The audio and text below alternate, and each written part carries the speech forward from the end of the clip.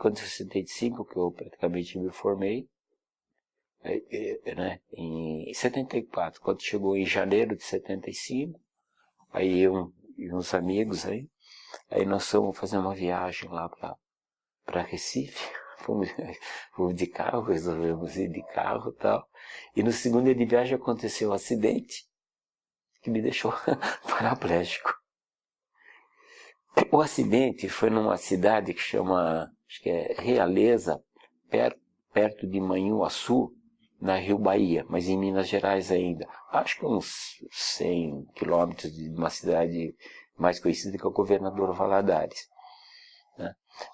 Essa cidade não tinha praticamente condições nenhuma lá, né, de atendimento, aí me levaram para Manhuaçu, aí eles tiraram logo uma radiografia e falaram, olha, aqui ainda não pode fazer nada. Aí meus amigos alugaram um aviãozinho lá desses táxi aéreo, me trouxeram para São Paulo, aqui no Hospital das Clínicas. E aí eu vim para cá, onde eu fiquei, depois internado.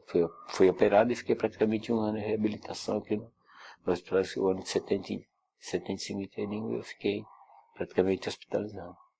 Então um médico que me operou, era a primeira cirurgia que ele estava fazendo, e eu vim descobrir depois que a cirurgia não foi bem feita, e além do que, ele esqueceu nas minhas costas atadura de gases, que eu fiquei 5 anos com ela depois. Só fui descobrir 5 anos depois que ele tinha esquecido essa atadura de gases nas minhas costas.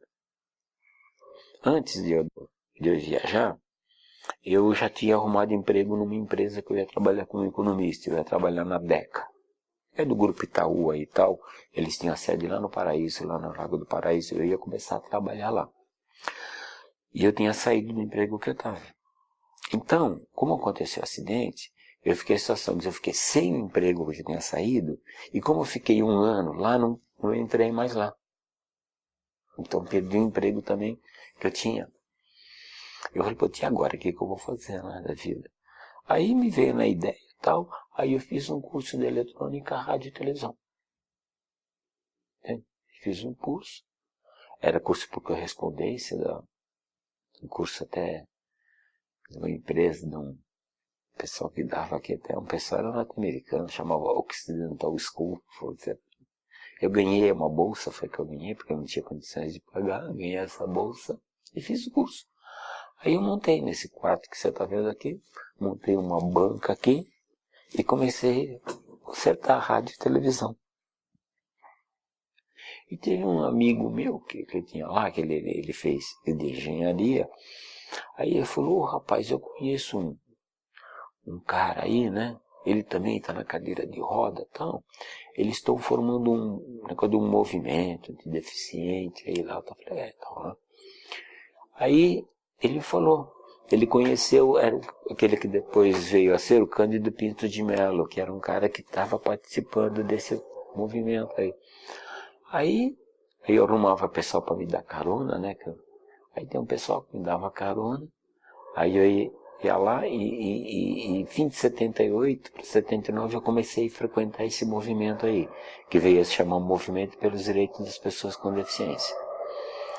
Então a gente foi incluindo, entende? Depois veio a questão cultural, a questão do esporte, e uma das questões que veio também da época, que era muito importante, é o seguinte, quer dizer, é o direito de ter uma participação política social, que é o direito de votar, que é votar.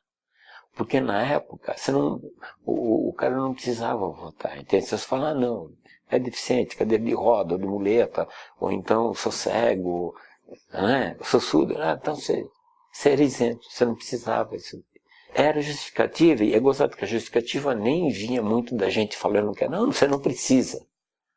Entende? Parece que existia uma cultura, não, era uma cultura que já marginalizava isso daí.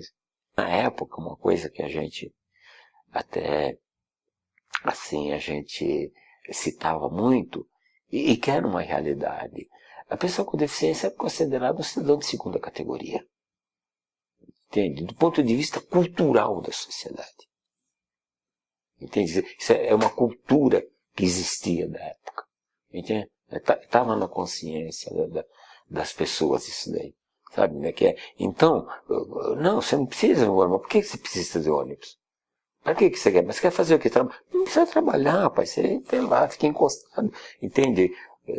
Sua família, ou então o governo, alguém vai te sustentar. Você não precisa disso daí. Né? Mas tá para quê? Sabe? Então não era isso. Então não há necessidade. Você pode ficar tranquilo. O que você precisa a gente dá. Quando a gente vinha aqui em casa, na sua casa, e via que você está precisando. Então essa era uma cultura da época, né? Então a gente de fato era considerado um cidadão praticamente de segunda classe. Eu não tinha acesso praticamente a nenhum tipo de serviço que a sociedade oferecia. E a gente foi formando uma pauta. Foi formando essa pauta. E essa pauta ela foi sendo construída, ela não surgiu de repente de alguém, olha, não, ela foi sendo construída de acordo com foi a necessidade.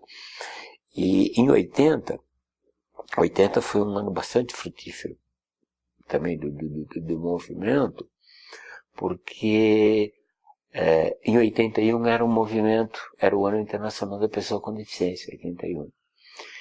E a gente tinha já visto que em 80 tinha sido o Ano Internacional, acho que era do idoso. Foi, depois em 82 acho que foi da criança, parece assim então. E parece que era uma coisa de dar para as pessoas, sabe? Entende? Eram as autoridades dando, falando por aquelas pessoas. E a gente falou, mas peraí, vamos organizar o nosso ano internacional, vamos construir, né, o nosso ano. E em 80 a gente se preparou, entende, para realizar o nosso ano internacional. E aconteceu isso mesmo. Então esse movimento, que era o movimento pelos direitos das pessoas com deficiência da época, era mundial, e o movimento era livre, qualquer um participa, qualquer deficiente ia lá, participava, já entrava com direito à voz, voto, não tinha diretoria, não tinha nada, tinha um pessoal que coordenava, entende? Mas não tinha nem assim alguma autoridade nomeada ou eleita para dirigir o movimento, não era um movimento ele bem aberto, né, mas organizado.